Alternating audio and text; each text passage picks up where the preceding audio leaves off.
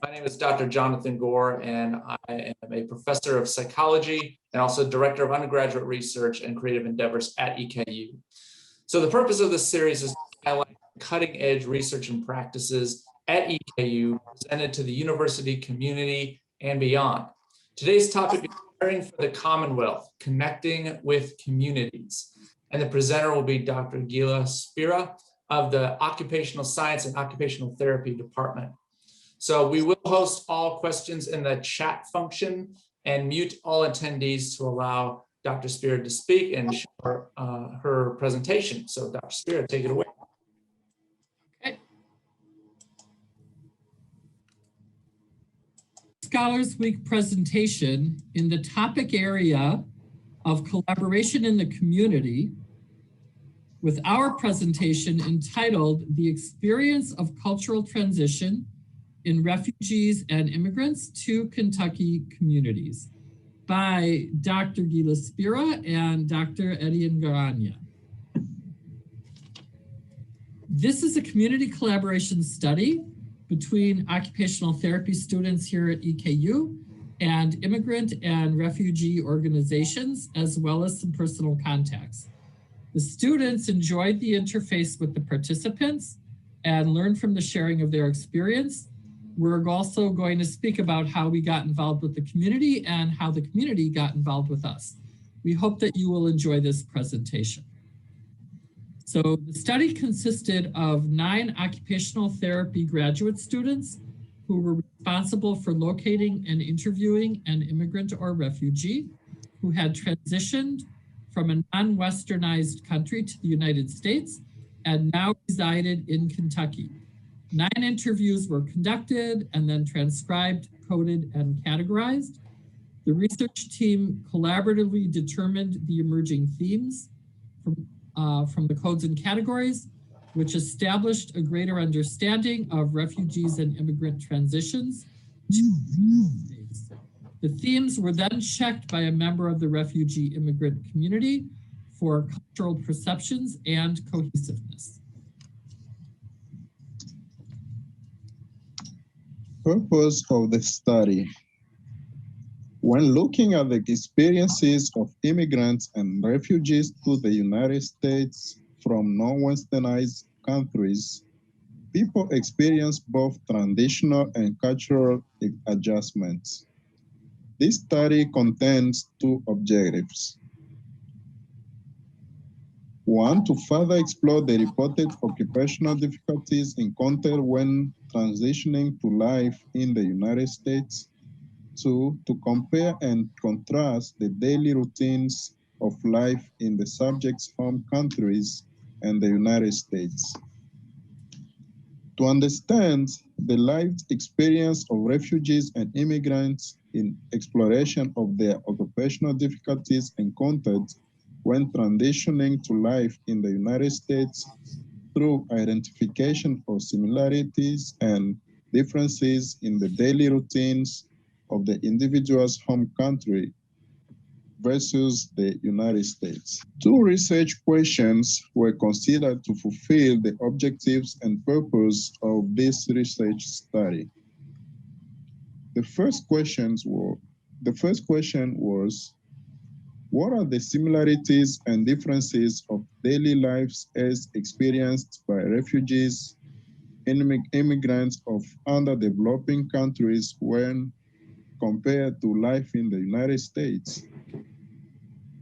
And the second research question considered was, how do refugees or immigrants in the greater Kentucky communities experience their occupational performance when transitioning into American society? Thank you. So now I'll speak a little bit about the community partnership, and then Dr. Eddy will also speak. So collaborative bonds between the research team, Kentucky Refugee Ministries, and the Rafiki Center were created, allowing students to become immersed in the community while also giving voice to stories from refugees and immigrants regarding transitioning to the United States. Due to the study design of participatory action research, this immersion and cultural experience was crucial.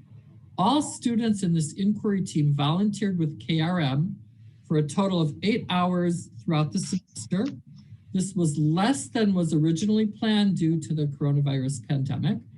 The picture on the slide that you'll see was taken at the first volunteer experience, where the students helped set up an apartment for a family of 4, a mother and 3 children, traveling to the United States from Rwanda.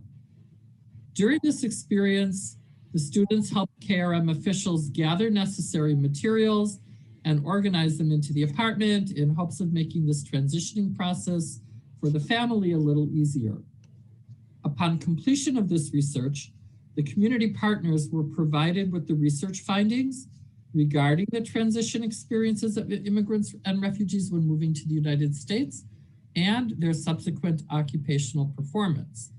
The hope is to continue to develop these community partnerships with students from Eastern Kentucky University to further learn about refugee immigrant experiences and how the students, as future occupational therapists, can best serve this population and their community. So the partnership came about as I began to learn about Africa.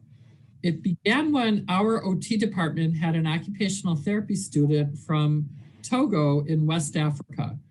He wanted to develop occupational therapy services there, so I formed an occupational therapy department student interest group on Africa. It turned out that several of our students wanted to do mission work there as OTs when they had graduated or had already done mission work. Each student had their favorite country. One spent time in Senegal, another in South Sudan, and so forth. The group continued to meet under my mentorship. We realized that the Togolese student project would be our priority, and we began to look at ways to get there. We found that there was a national conference that was held once every 2 years, and this year, 2017, it was being held in Accra, Ghana, which happened to be a cab ride away from neighboring Togo.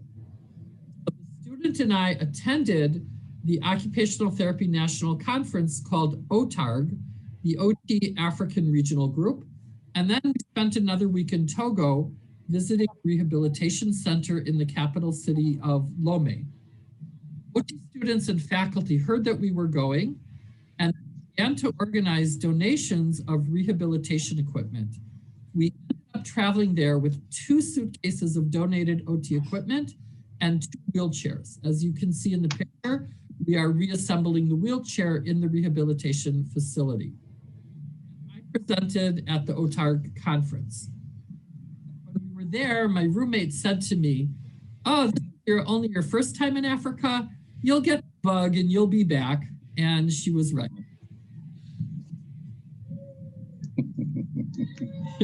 It just gets you. So upon return, I contacted the Study Abroad office and found that there was a KEYS program, the Kentucky Institute for International Studies, that had concentration in healthcare going to Zanzibar, Tanzania in East Africa the following year. So I submitted a proposal to teach and was accepted.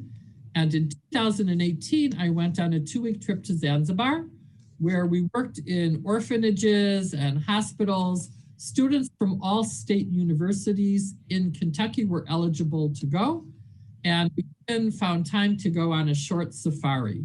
You'll see in the picture, this is our boat. Everything is blue this, blue that, so Blue Wave.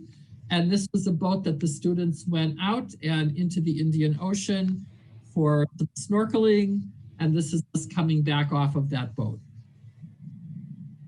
So upon return, I felt the need to continue to learn Swahili and eventually found a course at the Lexington Public Library.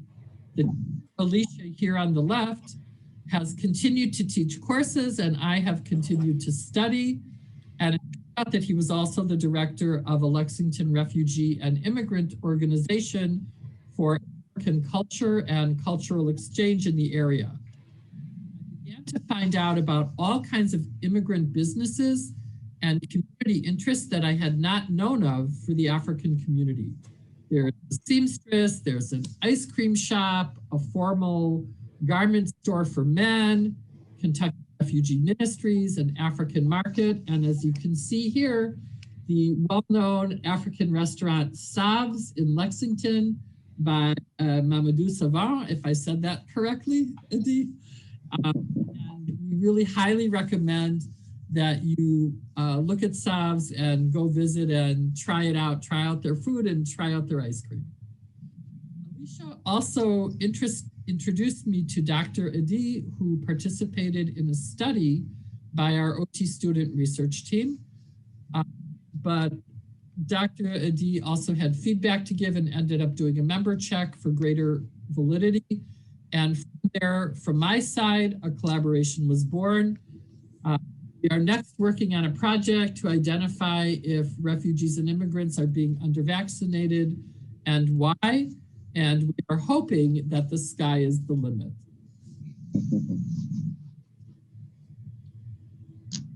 So what about from your end, Dr. Adi? Well, before the next slide, let me tell you a little bit how I got to meet Dr. Spira and how we got here. It started from the interviews that the EKU Occupational Therapy Students Research Team did. And I was recruited to be a participant.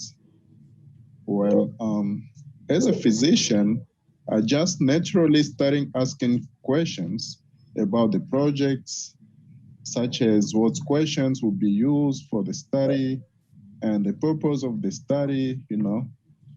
So they ended up using me as a member check to review the results for authenticity for the participants.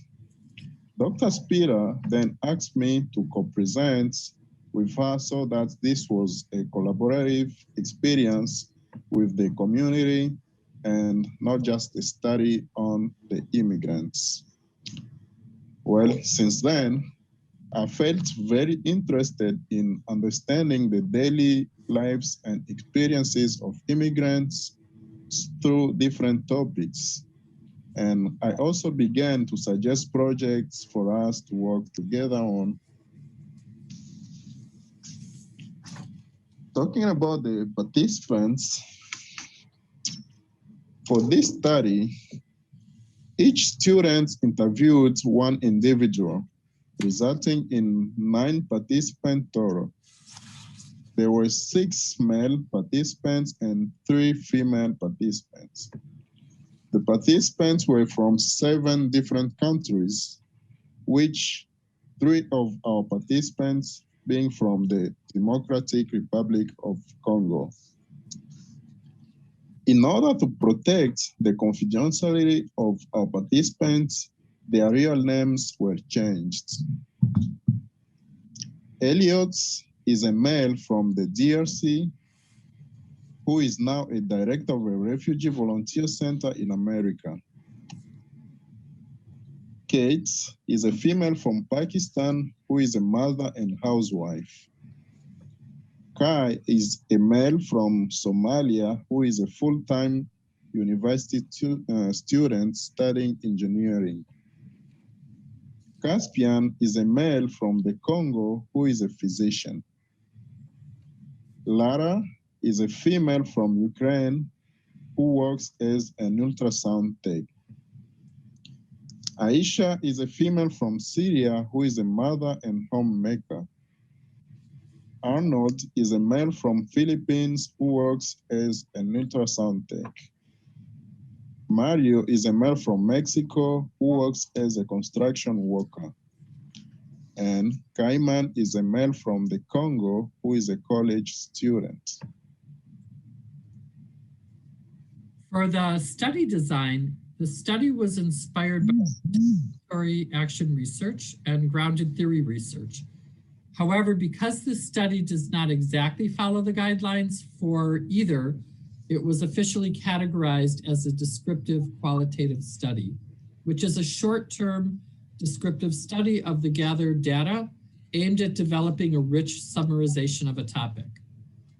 Participatory action research is when a study combines research techniques with active intervention, This usually involves working together with the participants in the study and acting on the research question. Due to this study only being 1 semester long, the study did not have the time to become fully equal and collaborative with the participants. Therefore, the study cannot be deemed participatory action research. However, PAR principles were incorporated through the students volunteering at refugee centers and by including a member check, the conclusions from a member of the community.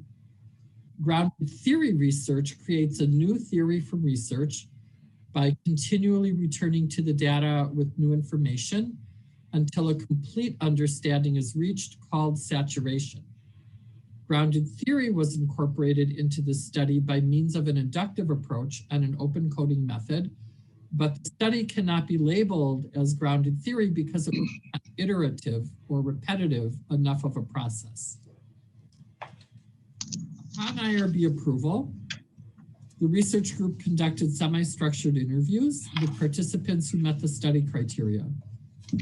Participants to be considered eligible, they had to be a refugee or immigrant living in America for no more than 10 years from what we considered an underdeveloped country. All 9 participants signed a consent form before the interviews were conducted.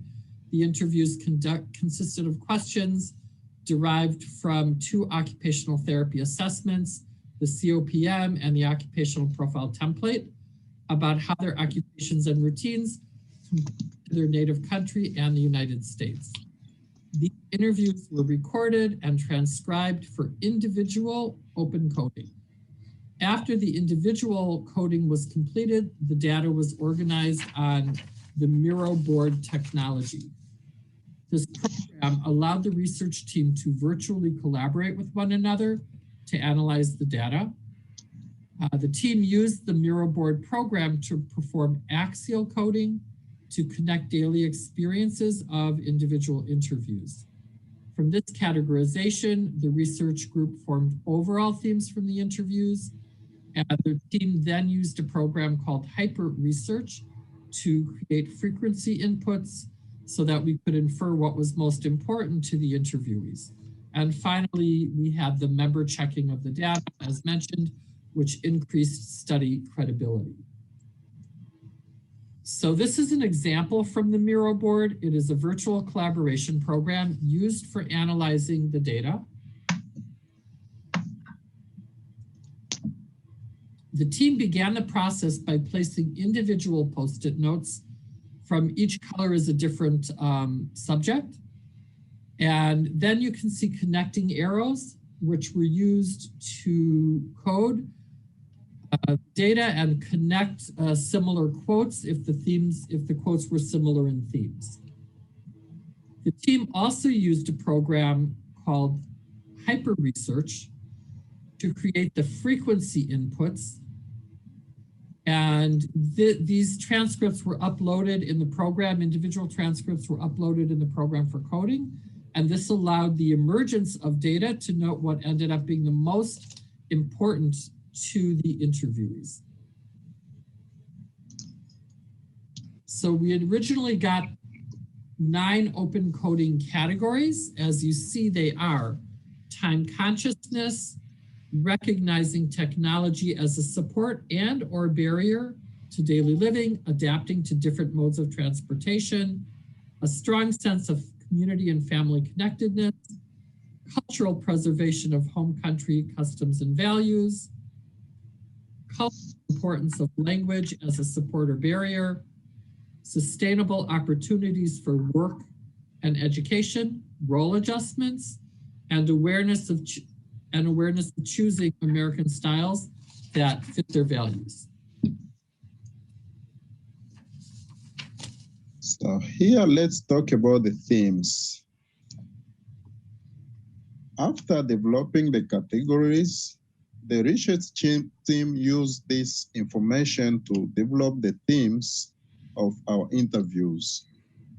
The themes that were developed include cultural impacts, occupational adjustments, deconstructing identities, and impact of opportunities. For the cultural impacts, it was found that the participants' culture in their country of origin shaped their participation in American life. It was not noted that all participants sought to preserve aspects of their culture and include them in their new life in America. A large part of this was the importance of language, both holding onto their first language and learning English to enhance their opportunities. Building a community around their culture from their country of origin also played a large role in most of the participants' lives. A few of the quotes that were pulled from our interview transcriptions that highlights these themes include: some of the value that I still hold on to and I feel like holding, simple like the language. For me, it is like, I don't see much emphasis on it when I was back home because everyone speaks the language and it's just a normal thing. Elliot R. Keman M said, I just find those, especially my culture, my religion, I find those very, very important. I don't try to, since I'm in America, let me be this person. I try to stay true to who I am and where I am from. And lastly, from Caspian, I mean, it is a struggle. I'm like, how will they, he meant the children, come to know? How would they? How? I know that even the American culture will come to lead if I can't help that. Each of these quotes relates back to the theme of cultural impacts. In the theme of occupational adjustments, it was found that participants discussed having to adjust their roles, routines, occupations, and general ways of life after transitioning to America. Within this, the study participants adapted changes in their routines, such as differences in transportations between America and their country of origin. Some participants experienced a change in their roles within their jobs, and most experienced a change in the way that they engage in social participation. Some quotes that were pulled from our interview transcriptions that highlight the theme include: yeah, it's my job. That's the very big difference I ever felt. Once, one of my people here told me before I left Africa, it was like, hey, for you to feel comfortable and settle down easily, the very, very first thing you have to do is to take this is how he said it. You'll have to take your big diploma and put it down for a while. Caspian F.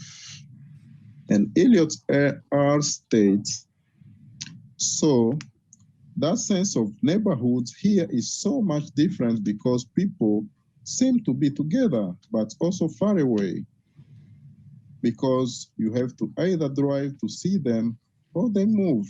It's a little different. And finally, from Kate F, believe there are dads women needs husbands, and husbands here does a lot, but I do too. All of these quotes tie back to the theme of occupational adjustments.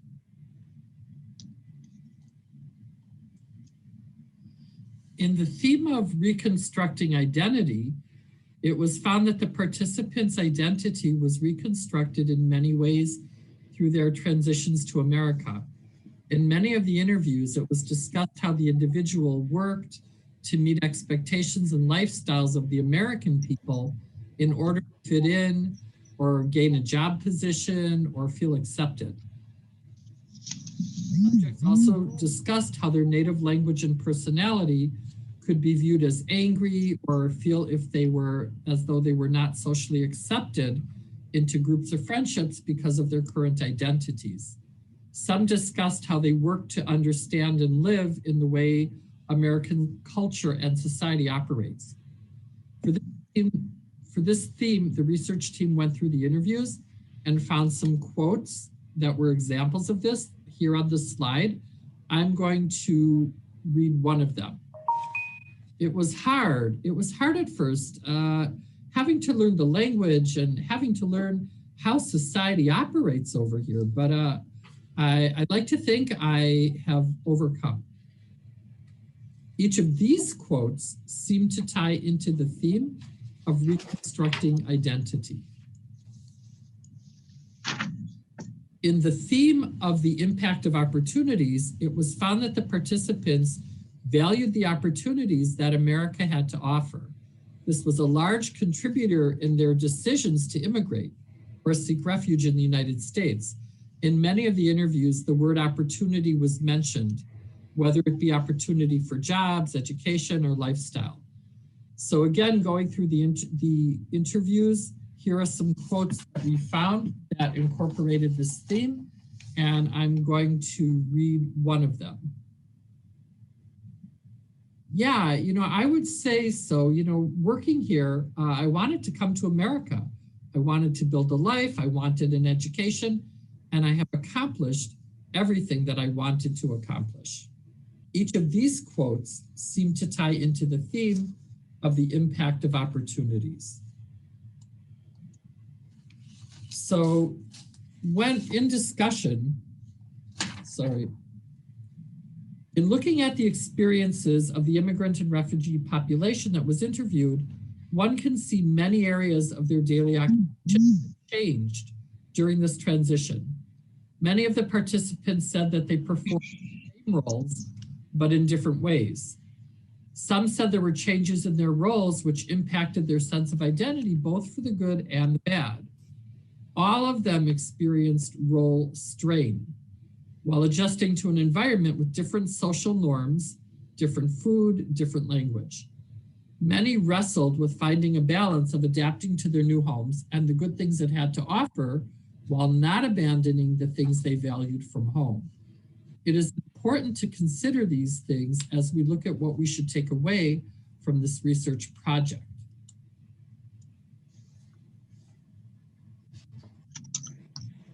So here, let's talk about the implications of this study.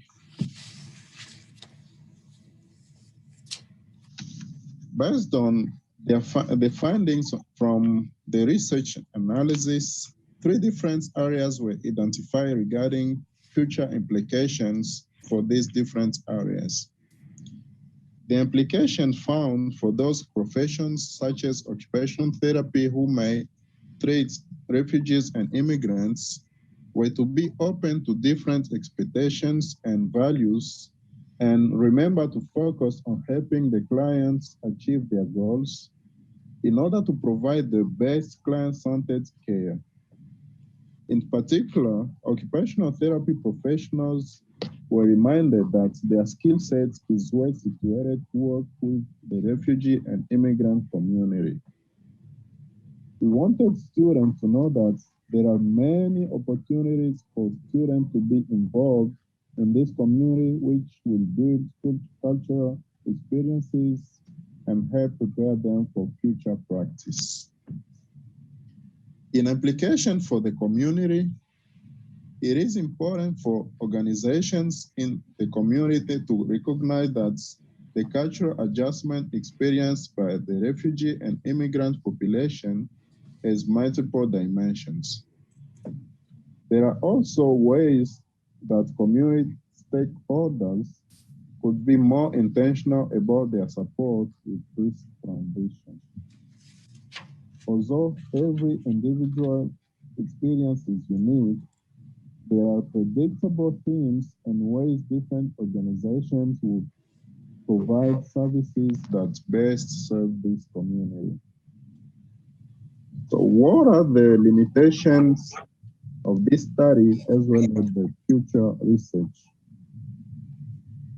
Some limitation of this study includes the use of a convenience sample, cultural barriers that impacted the interview process, and limitation in access to the community due to COVID-19.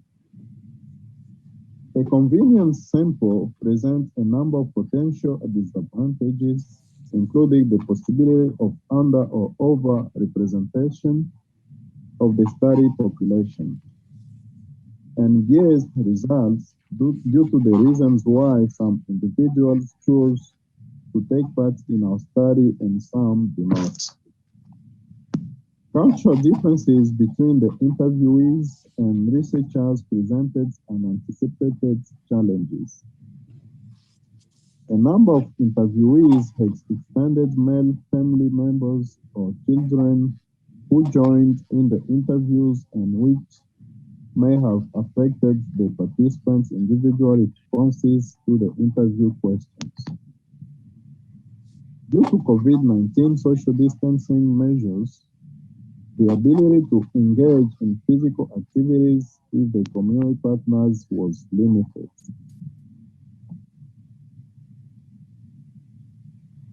For future research, continuing to develop relationships with the community partners will further the frequency and quality of community activities for immigrants and refugees. Continued investigation of the lived experience of refugees and immigrants in our community represents an opportunity to better understand the diverse community we are a part of. Okay. This research experience also represented an opportunity for growth in cultural awareness of the student researchers involved. Research may include a pre and post survey of students' cultural awareness to see if they better understand the community they interacted with. So describe the lived experiences of refugees and immigrants who are now living in Kentucky. And our conclusion is that culture impacts our daily occupations in ways we often do not realize. Through these interviews, we have gained a greater understanding of the diverse cultural perspectives that exist within our Kentucky communities. With greater understanding comes increased cultural awareness, furthering the ability to provide community empowerment and community integration with consideration of the needs of all the parties involved. Our team wanted to say a special thank you to the community partners, Kentucky Refugee Ministries, and the Rafiki Center for opening their communities to us. As a representative of the Rafiki Center with us as well, we wanted to thank the students for their interest in the community in Lexington and the wider Kentucky area. And thank you for inviting us at Scholars Week to share the results of this study. Thank you all. Thank you so much.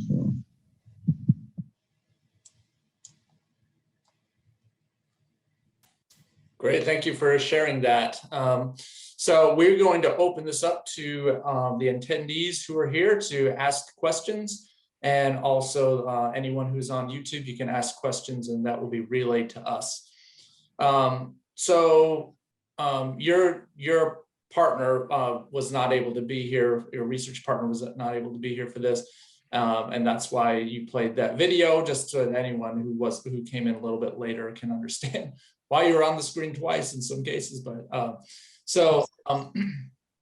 I actually have a question because I am very well familiar with the Kentucky Refugee Ministries and the work they do, and I have worked with them in some regards. Was there any noticeable difference between the immigrants and the refugees? Because the motivation to come to the United States and circumstances to come to the United States can be quite different between immigrants and refugees. Was that distinguished at all? And if not, just do you think there would have been any kind of differences there? So, and especially with your psychology background, that's going to be of particular interest to you. Mm-hmm. Let me preface it by saying that KRM was very particular about the questions that they allowed us to speak to the clients about. They did not want anything that would reference trauma that they went through in their home countries. There was even consideration about home languages or home countries. We had to say where you lived before, because some people had grown up in refugee camps, not in original countries. So we really tried to focus on their daily life experiences. What like cooking, what was it like going out for social events? So part of that we can't answer due to the way that we were invited in to share in the communities. And I fully understand that. You know, how many times can you be asked about a trauma that one went through that's not related to help their lives? Having said that, I would say as a general, I can't go back to the data, but having read all the interviews and what came out, that the immigrants had less of a traumatic and hard time. They had more foresight and planning. They more resources sort of planned and available, whereas the refugees had to leave however they left, whenever they got approval, then that's when they came. And so there was more of a confusing process and a bit of a more difficult integration. And that's where community partnership comes into play. There's a question, if you can see, was it hard to develop rapport with the research participations due to cultural difference? One of the things that Dr. Eddy had said was that he wanted to look at the reaction of the Kentucky communities to hosting and integrating people from other cultures into their community. And I just hadn't thought of that. I'm so focused on the refugees and immigrants. What about the people in Kentucky? It's a collaborative dyad, right? And so that kind of difference gave a really important viewpoint that I couldn't do as the host community member. That's why we needed Dr. Eddy to give us that viewpoint. So does that answer what you were asking?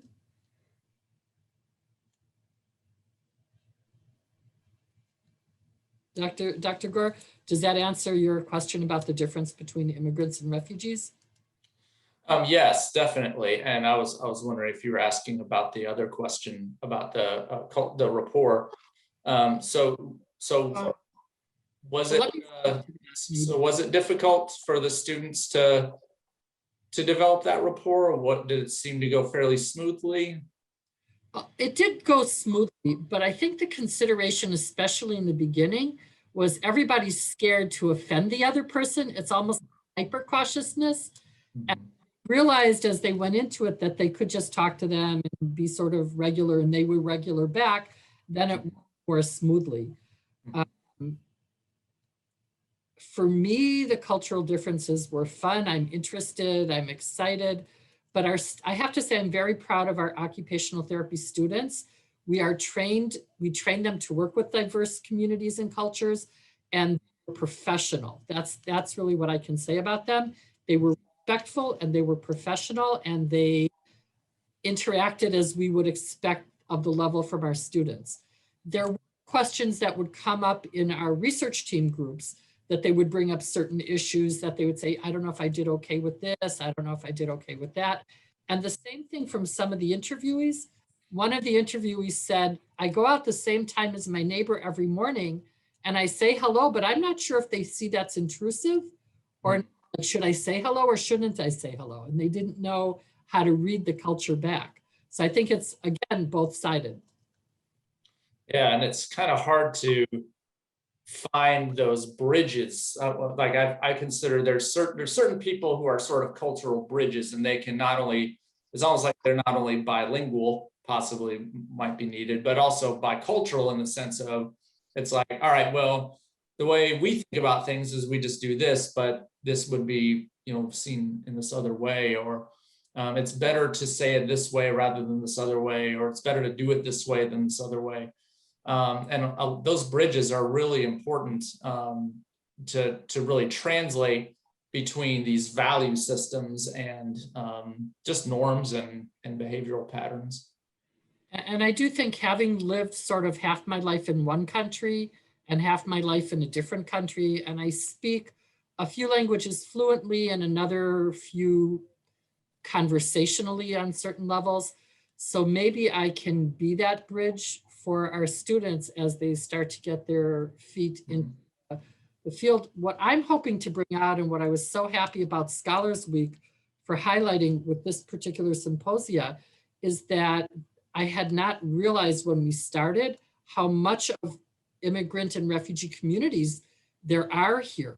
There are businesses, there are supermarkets, there are all kinds of restaurants, you know, there's just entertainment, there's all kinds of things out there for us to go and avail ourselves and enjoy. And I wanted to highlight that we can immerse ourselves in the culture in Lexington. Thank you, Rusty.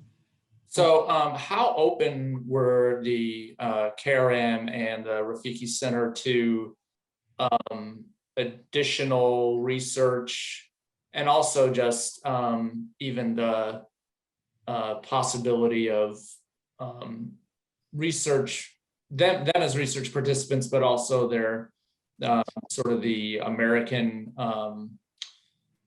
cultural members who might be interacting with them, how open any of them might be for sort of a long-standing research project, because I do know that, you know, Lexington is really one of those sort of havens for refugees, and it's really a great place for students not only to conduct research, but those who can't afford either by time or resources to study abroad. It's one of the closest things you can get to sort of a study abroad experience, because most of the richness of a study abroad experience is interacting with the people in those study abroad experiences, rather than just being in that climate or whatever you would think. How open do you think that would be to long-term or additional research? You know, this is envisioned as a long-term project. Our department's research teams can be ongoing from year to year. We do have a current project where we are trying to interview children and then write up some children's books. And this is in collaboration with the education department along with them, because the preservation of culture and language was so important to one of the community partners. What happened in reality, and I think this is an important point for community partnerships, is that there are changes within the community organizations, so that my contact as the volunteer coordinator is not the same person, and they don't know anything about the previous project. So trying to coordinate for next year, we have an appointment scheduled that we're going to speak to each other within a week or two. I have to now convince a new person. And what she said to me was that that agency has also changed some of their policies. Nothing, it's all dynamic, it changes. And so this is an ongoing piece of work that has to be babied and developed. The relationship that you'll see with the Dr. Eddy and the other center invited me to be on their board of directors. So I think that's a really important piece to connect EKU to that center. It's a lot easier when you're trusted and involved, and I'll take time to make that participation go on. But the other thing that I wanted to say about it, so originally the envisionment that I had with Dr. Eddy is that I would pull him along on some of my projects. Essentially, this is an EKU project. He participated and he co-presented. It was very important that we co-presented. That's why I preferred the video than just me talking. I think it added so much richness. But then we got to a point where we both had to say, okay, so we've gotten you on board. We got to know our working styles with each other, what you're asking, we collaborated. Now, how do we make this a truly equal partnership? We have to have our own agenda for what we want to do as a healthcare team. He's a physician from the Congo. I'm in the OT, and that's how we got to the COVID vaccine project, which we're still waiting for IRB approval, IRB people. But I'm not on it anymore. I can't can't help you out there. It's about 2 weeks, but it'll get done. But actually for that, we're waiting for the, we want to go through one of the agency's email lists. So we're waiting for them to a lot of pieces. But the point of it is that he is going to be leading, as the physician, he's going to be leading that project. So a true participatory action research has to be truly collaborative and respectful, and not just, oh, I'm the professor, I'm going to lead it. So I led this presentation. We're also presenting something similar related to this at the Kentucky Inclusion Summit in another 2 months. But after that, I need him to step in and take the lead on some projects so that it's a true community partnership. Mm-hmm. Yeah. And really, a lot of this research has to be built upon the partnership rather than, the partnership being, assumed that's going to happen as a result of the research. So there's a lot of relationships that need to be formed before a lot of these projects can get off the ground. And Dr. Carpenter is commenting to that. And yeah. Yeah. Yeah. So mentioning that the partnership aspect is often overlooked, and how the connections between scholarship research and leadership and service is happening for both the lead researchers and the student researchers that are involved. If there's any way that we could get any psychology researchers with a cultural emphasis on board to tag along with any of these projects, I would love to supervise and recruit some of them for this. I'd be happy to help. I have a big heart for refugees, and especially love KRM and the work that they do. I've done a organization, yeah. Congolese high school students, and actually kind of talked some into going to EKU, but not necessarily, that wasn't my agenda at all. But lots of work. It actually is an agenda of mine to get some, what you just said, to get some of these high schoolers into some of our programs. I've already checked out scholarships for minorities. Mm-hmm. I've spoken to one of the organizations about providing that information and maybe doing programs. So I'm with you on that.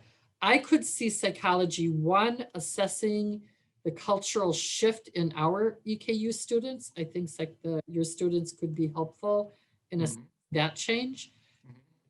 Also the piece of the community, the host community. I'd really like to understand their cultural perceptions when people who are so different in a community that can be, I'm not insulting Kentucky, it's just every culture has certain attributes and they tend to be more of an insular. You know someone, you know them for 10 years, at least till you're part of the community. So how is it working accepting people that are ostensibly so different when you get to, you're actually quite the same? Yeah. Dr. Cleveland in the earlier session today on diversity was talking about cultural competency and cultural humility. And that would be some very interesting things to look at for the host culture, how they become better aware of what the differences are, but also how they become more aware of their own cultural values, cultural biases, and through that process by seeing that so much of what we do, as humans, we just sort of kind of like what some of the interviewees said was like, I didn't think about language until I was in a place where they didn't speak that language. And a lot of our cultural values are that same way, where it's like, I didn't realize that was sort of a strange value to have or a different value to have until I met people who didn't have that same value or didn't emphasize that nearly as much. And that's the beauty of those kinds of interactions. So yeah. I think this is very beneficial for the student body at AU. I'd love to get people involved. This can only improve our community and really make us integrate as a whole, little view of the greater world. Yeah, so Rusty's mentioned that there could be some summer programming opportunities there, and absolutely. All right, we'll do lunch. Yeah, big time. Talk about it. Yeah. So what other questions do people have regarding the project, the implications of the project?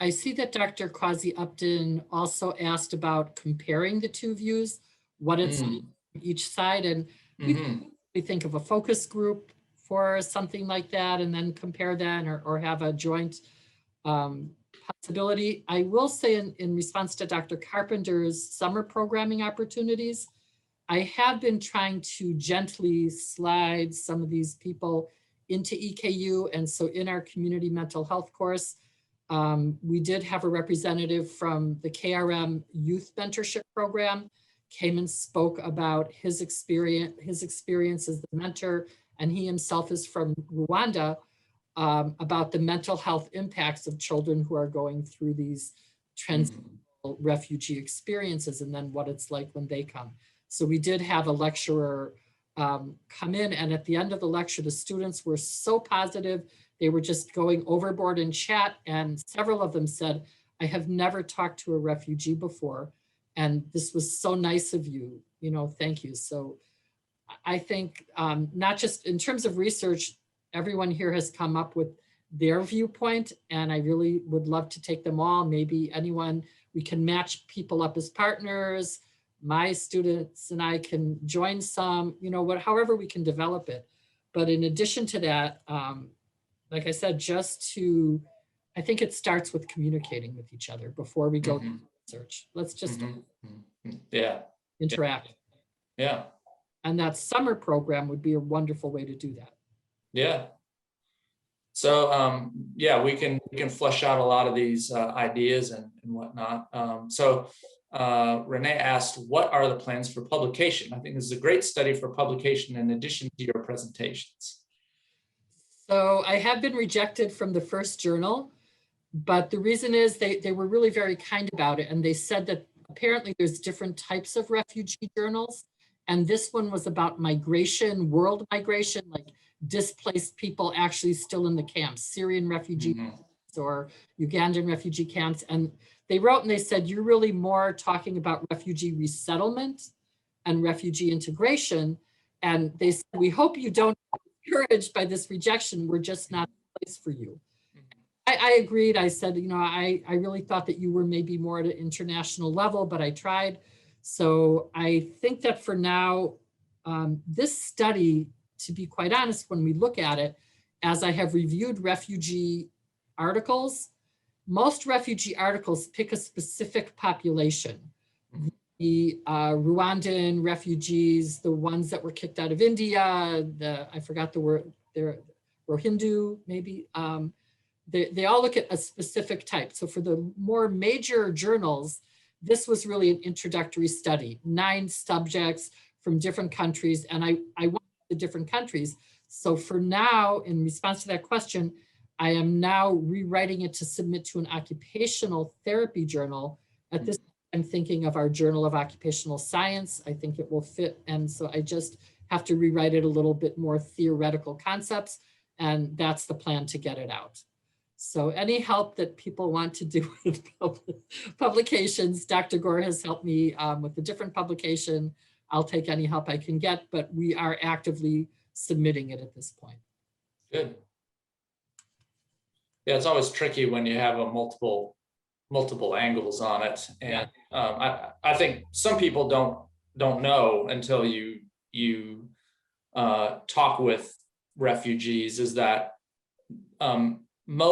quite often they're not going from the original country to the United States directly, and that process can be just have lots of sort of meandering trails from country to country, bouncing from country to country, and can take several years before coming to the United States. So there could be years of transition.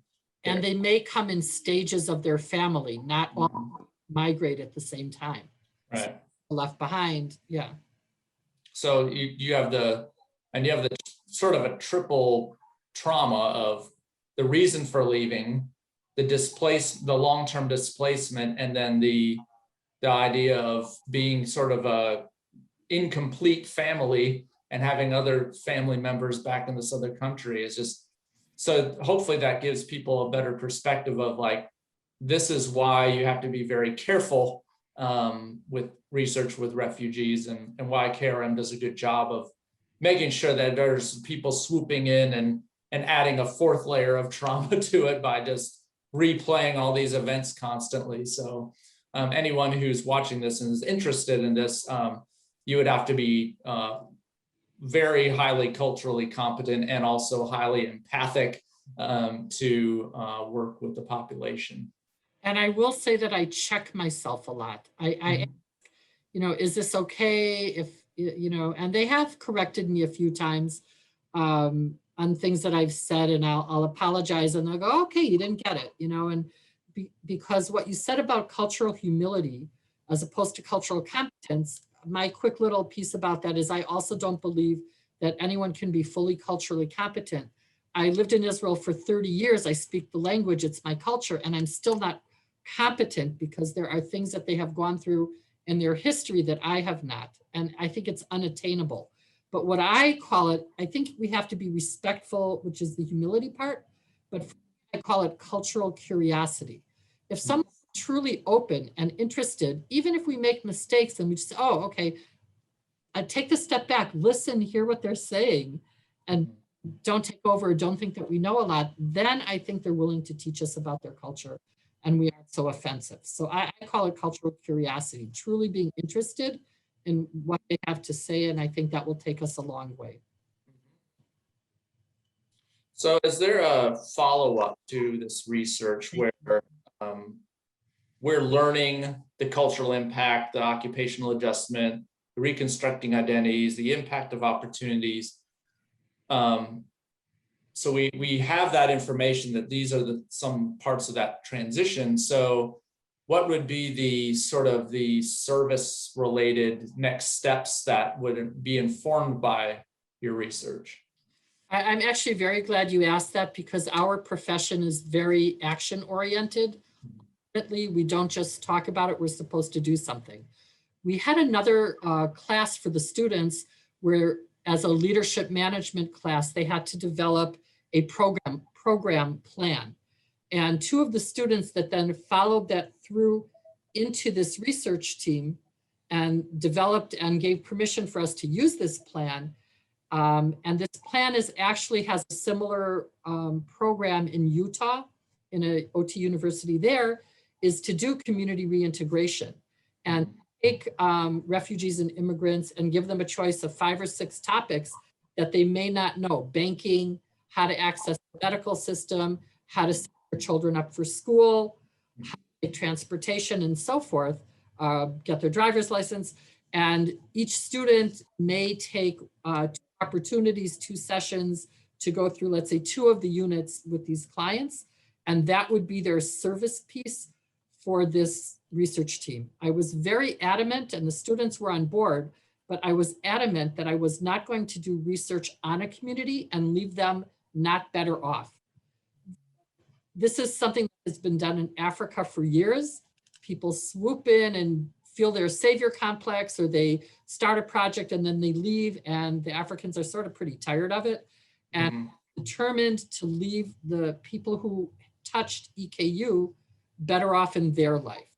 First year, because of COVID, it was limited. They set up an apartment and they were going to reorganize some KRM storage closets. This next time, what we're doing is they should be making books for children. The other organization will translate it into Kiswahili, and then our students will read the books to the children in English, and they'll read it back in Swahili, and our students will do a little activity. That's what's planned for the fall. And after that, I would like to do this program where they volunteer with actual immigrants and help them reintegrate into community. So does that sound sort of reasonable as a place to take it? Oh gosh, I hand that completely off to you. I defer to your expertise on that, because that is absolutely, your field is absolutely the positive and caring and helpful outreach, for sure. And it helps our students develop the skills to be caring healthcare practitioners. I think that everyone is benefiting from this. Yeah. And as a social and cultural psychologist, I would say my cultural curiosity is way high. but easily because of basic research, we're learning what the mechanisms are, but not always having that extra piece of, all right, now what are you going to do about it now that you've been informed? And sometimes it's our job to just sort of gather the information, try to summarize it, and then hand it off to somebody who might not know how to do the basic research, but would be really inspired and energized by that information to do something about it. So those And what we are doing is presenting to the community. And if any connections and networking, I didn't know you had a refugee background. I didn't know Dr. Carpenter was so, had so many really helpful and useful guidance of how to integrate this into EKU. And so I think that's what we do is we open up, we go over what we learned, and then we see as a EKU community where we go with this. Yeah, and when we get this out and sort of distribute it and let people know about the video and they'll be able to watch it, you'll probably get lots of people interested on sort of getting on board with something like this. I think a lot of people have at EKU have a big heart for just refugees and anyone in need. So, and we love reaching out to the communities, but in an informed and wise way, really. Yes, yes. And thank you for doing this symposium. I really want to thank you for bringing this up to the community, to the EKU community and wider community. Very thankful that you provided this opportunity.